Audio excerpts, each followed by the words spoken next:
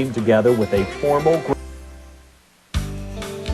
Getting your mind around a project like this one can be truly mind-boggling. The entire project, the new freeway, approaches, ramps, and oh yes, the bridge itself, is nearly 4 miles long. The approaches alone needed 181 reinforced concrete piers more than 8 feet in diameter. And to make sure they stayed put, foundation shafts were bored into the ground, some of them 100 feet deep. But in many ways, the heart of the construction project was a mile away from the site. It was here, at the casting yard on Front Street, that the concrete segments that make up the roadway were created. 15 casting machines averaged about 40 to 100 ton segment per day. They estimate that it'll probably be about 18 months of casting, if everything goes perfect.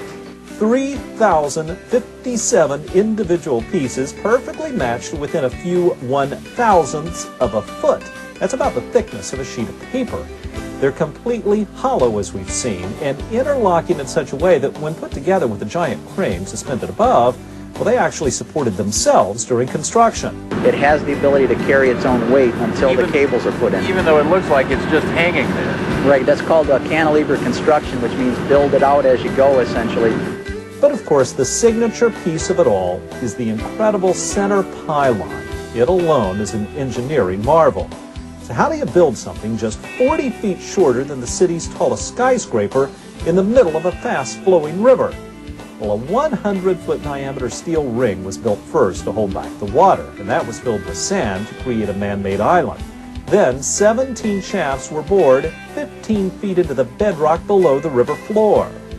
By the fall of 2005 had taken shape. It was ready for another of those milestone moments, the traditional topping off ceremony. Workers raised the final section, American flag on top, into the October sky. And the sky in Skyway now complete.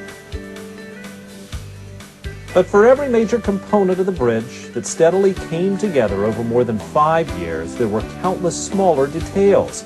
Thousands of workers poured heart and soul into projects other than the concrete segments, the center pylon, or the dramatic cable stays.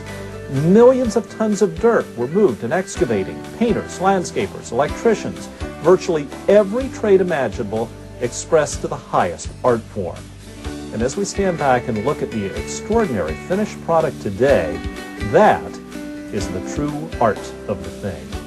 Art galleries, architectural drawings, computer-generated images helped us imagine what it would be. Thousands of skilled men and women. Which brings us to the most difficult part of the story of the Veterans Glass City Skyway. You see, when it was named, it was originally intended to honor the men and women who'd served our country. But before it was finished, it also became a memorial to those who reminded us of how something so ambitious can be more costly than we'd ever imagined.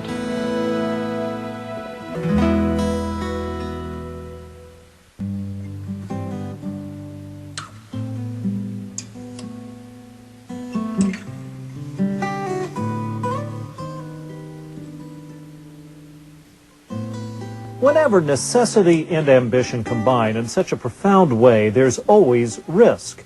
In the first few years of the construction of the Veterans Glass City Skyway, everyone involved in the project was rightfully proud of the project's safety record. Now, despite millions of man-hours of construction time, there were no major accidents and very few minor ones. It was a remarkable accomplishment. But on a cold winter's day in February of 2004, all of that would come to a crashing end.